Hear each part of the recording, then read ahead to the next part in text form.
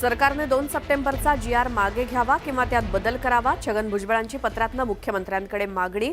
तर सरकारनं GR प्रचंड दबावाखाली काढला, भुजबळांचा पत्रात उल्लेख.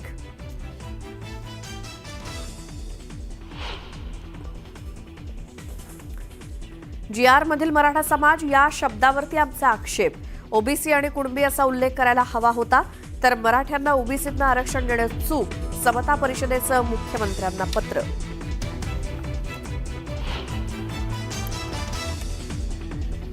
गोकुळची सर्वसाधारण सभा वादळी ठरण्याची शक्यता. सतेज पाटील आणि हसन मुश्रीफांसह सर्व संचालक व्यासपीठावर. शौमिका महाडिकांची आक्रमक भूमिका मात्र कायम.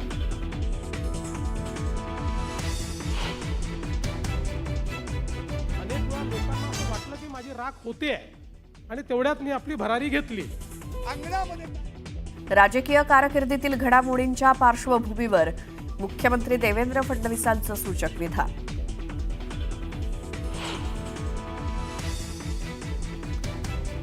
दसरा मेळाव्यानंतर शिवसेना उबाठाला मोठा धक्का देणार.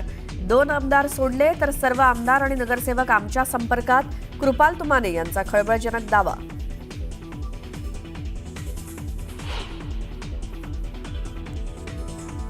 संजय राऊत हे भाद्रपदातले कावळे आहेत. निकालानंतर त्यांना श्राद्धाचा घास मिळेल. अनिल बोंडेंची राऊतांवर खालच्या पातळीवर टीका.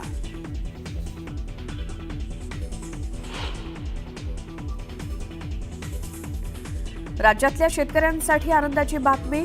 नमो शेतकरी योजनेचा हप्ता जमा. 91,65,000 शेतकऱ्यांच्या खात्यात रक्कम जमा झाल्यानं बळीराजाला मोठा दिलासा.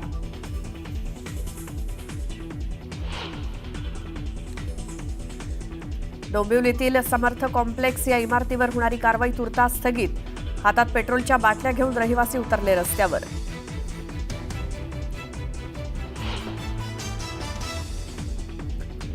बीड जिल्हा कारागृहातील जेलरचा आणखी एक कारनामा समोर.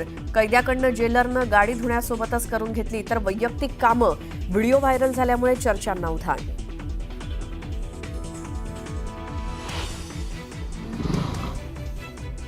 त्यांनी निश्चित स्वप्न पाहत राहावं. मी एवढंच म्हणेन, आगे आगे देखिए होता है क्या. तर क्रॉस वोटिंगचं स्वप्न विरोधकांनी पाहत राहावं. आगे आगे देखो होता है क्या. उपराष्ट्रपती पदाच्या निवडणुकीच्या मुद्द्यावरनं मुख्यमंत्री फडणवीसांचं मोठं विधान.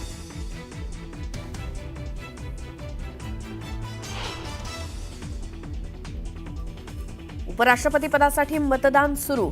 पंतप्रधान नरेंद्र मोदींनी सर्वप्रथम बजावला मतदानाचा हक्क.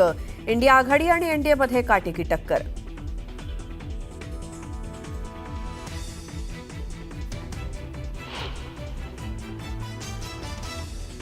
सोशल मीडियावरील बंदीचा निर्णय मागे घेतल्यानंतरही नेपाळमध्ये हिंसाचार सुरूच. अजूनही अनेक शहरात जमावाकडनं तोडफोड आणि दगडफेक सुरूच.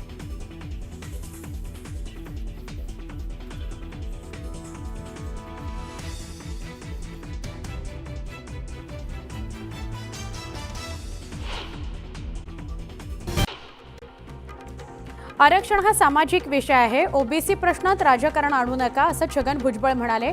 कोणीही वाद घालायचा नाहीये. सध्या ओबीसी नेत्यांमध्येच आक्रोश आहे, तो दाखवणं गरजेचं आहे असं भुजबळ म्हणाले.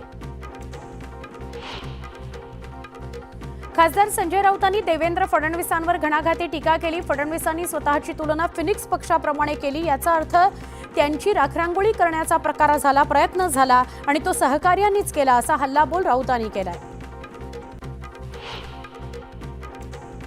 फडणवीसांच्या वक्तव्यावर खासदार सुप्रिया सुळेंनी प्रतिक्रिया दिली आहे. राजकारणात कधीच कुणाची राख रांगोळी करत नाही. कुणीही कुणाबद्दल असे काही विचार मनात ठेवत नाही असं सुप्रिया सुळे म्हणाल्या. कृपाल तुमाणे यांनी मोठा गौप्यस्फोट केलाय. ठाकरे गटातील 2 आमदार सोडले तर त्यांचे सगळे आमदार आणि माजी नगरसेवक आमच्या संपर्कात आहेत.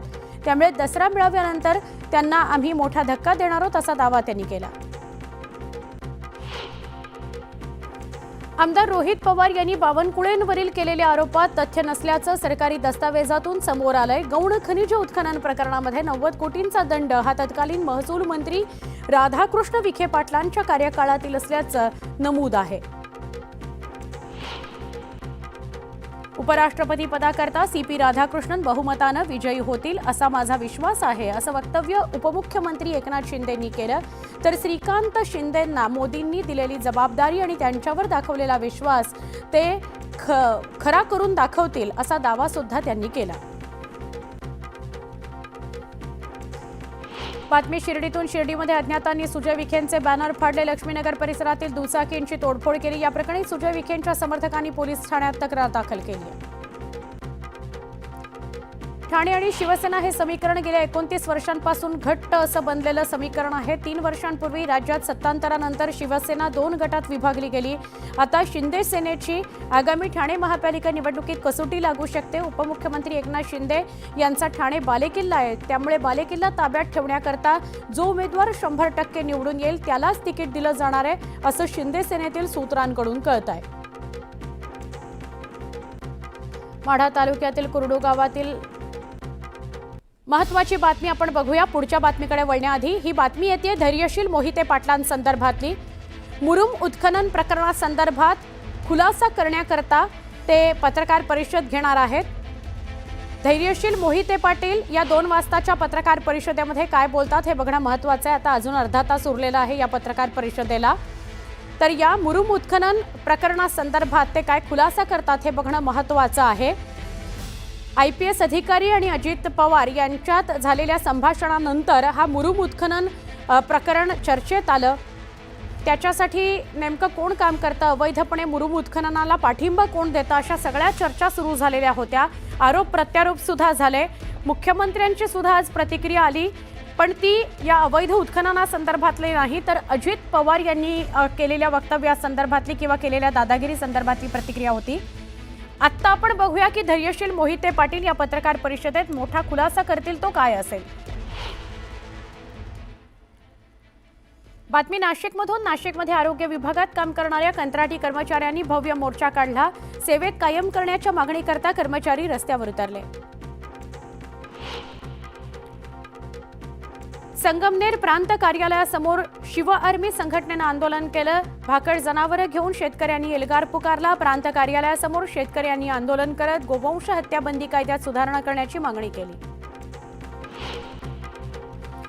भिवंडीतील स्टेम वॉटर प्लांट इथं क्लोरीन वायुगळती झाल्याची घटना घडली होती. वायुगळतीची माहिती मिळताच अतिरिक्त आयुक्तांसह अग्निशमन दलानं तात्काळ धाव घेत सगळ्यांचे प्राण वाचवले. यात 5 कर्मचारी बाधित झाले होते. त्यांच्या रुग्णालयात उपचार सुरू आहेत. अहिल्यानगर जिल्ह्यातील पुणतांबा गावात 1.5 महिन्यांपासून हुलकावणी देणारा बिबट्या अखेर जेरबंद झालाय. रामपूरवाडी परिसरातील वैशाली थोरात यांच्या वस्तीवर लावलेल्या पिंजरा बिबट्या जेरबंद झाला. पिंपरी चिंचवड पोलिसांनी लेझर बीम लाईटचा वापर आणि ध्वनी प्रदूषणासंदर्भातील कठोर कारवाई करण्याचं ठरवलेलं आहे. पोलिसांनी एकूण 40 गणेश मंडळांवर कारवाई करत गुन्हा दाखल केलेला आहे. चंद्रपुरामध्ये आरोग्य अभियान कर्मचाऱ्यांनी ZP समोर निदर्शनं केली. 20 ऑगस्टपासून संप सुरू असून राज्यातील 36,000 कर्मचारी संपावर गेले. समायोजन ही आंदोलक कर्मचाऱ्यांची प्रमुख मागणी आहे. दमदार पावसामुळे हतनूर धरणाच्या पाणी पातळीत वाढ झाली होती. मात्र पाऊस ओसरताच हतनूर धरणातील विसर्ग घटलाय. सध्या धरणाच्या केवळ 4 दरवाजांमधून तापी नदीपात्रात विसर्ग सुरू करण्यात आलेला आहे. नाशिकच्या इगतपुरी तालुक्याच्या पूर्व भागात बिबट्याचा मुक्त संचार बघायला मिळतोय. विशेषतः कावनई आणि आसपासच्या गावात बिबट्याचा वावर वाढल्यानं नागरिक भयभीत झालेले आहेत. कपिलधारा रिसॉर्ट परिसरातील 2 बिबटे मस्ती करतानाचा व्हिडिओ व्हायरल झाल्यानं नागरिकांनी बिबट्याचा बंदोबस्त करण्याची मागणी केली आहे. सिंधुदुर्ग जिल्ह्यामध्ये गेल्या काही महिन्यांपासून साथीच्या आजाराचं प्रमाण मोठ्या प्रमाणात वाढलंय. जिल्हा हिवताप विभागाकडून प्राप्त माहितीनुसार सिंधुदुर्ग जिल्ह्यामध्ये जानेवारी ते ऑगस्ट या कालावधीमध्ये डेंग्यू रुग्णांची संख्या 113, चिकुनगुनिया 44, मलेरियाचे 100 रुग्ण आढळून आले. जळगावच्या अंमळनेरमधील ढेकूबू या तांड्यातील बंजारा समाजाला आजही स्मशानभूमीचा प्रश्न भेडसावतोय. ग्रामस्थांवर उघड्यावरच अंत्यसंस्कार करण्याची वेळ आली आहे. स्मशानभूमी नसल्यानं पावसाच्या सरींमध्ये ताडपत्री बांधून अंत्यसंस्कार करावे लागले. सोलापूर रेल्वे विभागातून दसरा आणि दिवाळीकरता विशेष गाड्या सोडण्यात येणार आहेत. त्यात लातूर ते हडपसर, मुंबई ते लातूर, दौंड ते कलबुर्गी आणि कलबुर्गी ते हडपसर या 4 गाड्यांच्या 230 फेऱ्या होणार आहेत. दसरा आणि दिवाळी काळात सुट्टी असल्यामुळे रेल्वे गाड्या फुल असणार आहेत. लासलगाव, मनमाडसह नाशिक जिल्ह्यातील बाजार समित्यांमध्ये कांद्याच्या भावातील घसरण काही केल्या थांबत नाहीये. कांद्याचे भाव 1500 वरून 1200 रुपये प्रति क्विंटलवर गेले. शेतकरी हवालदिल झालाय. कणकवली तालुक्यातील असलदे गावातील गवठणवाडी परिसरात बिबट्याचा मुक्त संचार बघायला मिळतोय. नागरिक भयभीत झालेत. त्यामुळे वन विभागाने बिबट्याला तात्काळ जेरबंद करावं अशी मागणी करण्यात आली आहे. पुण्याच्या जुन्नरमधील 5 तरुणांनी एकत्र येत शेतात औषध फवारून देण्याचा व्यवसाय सुरू केलेला आहे. आपली घरची कामं सांभाळून युवक इतर शेतकऱ्यांच्या शेतात जातात, औषध फवारणी करतात आणि हे काम करून ते 15 ते 20 हजार रुपये महिन्याला कमाई करतायत. या उपक्रमामुळे शेतकऱ्यांच्याही मजूर टंचाईच्या अडचणी दूर झालेल्या आहेत. डॉक्टर बाबासाहेब आंबेडकर मराठवाडा विद्यापीठाशी संलग्न असलेल्या पदव्युत्तर महाविद्यालयांची मागील काही महिन्यांमध्ये तपासणी करण्यात आली होती. या तपासणीनुसार 55 पेक्षा अधिक महाविद्यालयांमधील पदव्युत्तर प्रवेश पूर्णपणे स्थगित करण्यात आले. त्याशिवाय काही महाविद्यालयांमधील अभ्यासक्रमांचे प्रवेश थांबवले आहेत. प्रवेश स्थगित करण्यात आलेल्या या महाविद्यालयांमध्ये विद्यार्थ्यांनी प्रवेश घेऊ नये असं आवाहन विद्यापीठ प्रशासनानं केलं आहे. चंद्रपूर शहरातील जेसीस चंद्रपूरमध्ये निसर्गाकरता दौड या नावानं मॅरेथॉन स्पर्धेचं आयोजन करण्यात आलं होतं. या स्पर्धेमध्ये शेकडो युवक तसंच नागरिकांचा उत्स्फूर्त सहभाग बघायला मिळाला. नांदेडमधून विविध शहरांना सुरळीत सुरू असलेली स्टार एअर कंपनीची विमानसेवा 22 ऑगस्ट रोजी अचानकपणे निलंबित झाली. धावपट्टी अतिशय धोकादायक झाल्यामुळे हा निर्णय घेतल्याचं सांगण्यात आलं. त्यानंतर सगळ्या स्तरातून वाढलेला दबाव लक्षात घेता धावपट्टी नूतनीकरणाचं काम युद्धपातळीवर सुरू आहे. लवकरच ते पूर्ण होऊन विमानसेवा पूर्ववत होईल असं सांगण्यात आलं. ग्रामविकास आणि पंचायती राज विभागामार्फत राबवण्यात येणाऱ्या मुख्यमंत्री समृद्ध पंचायत राज अभियानाअंतर्गत दापोली, मंडणगड आणि खेडमध्ये तालुकास्तरीय कार्यशाळेचं आयोजन करण्यात आलं होतं. या कार्यशाळेमध्ये ग्रामविकास आणि पंचायती राज राज्यमंत्री योगेश कदम यांनी मार्गदर्शन केलं.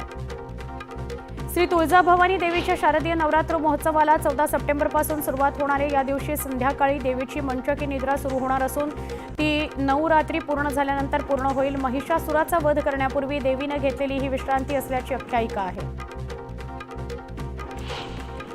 सोलापूर जिल्हाधिकारी आणि पोलीस आयुक्तांनी डीजे मुक्त आणि लेझर लाईट शो शिवाय गणेशोत्सवाच्या ईद ए मिलादच्या मिरवणुका काढाव्यात आणि त्याचं पालन सगळ्यांना बंधनकारक राहील असे आदेश काढले होते.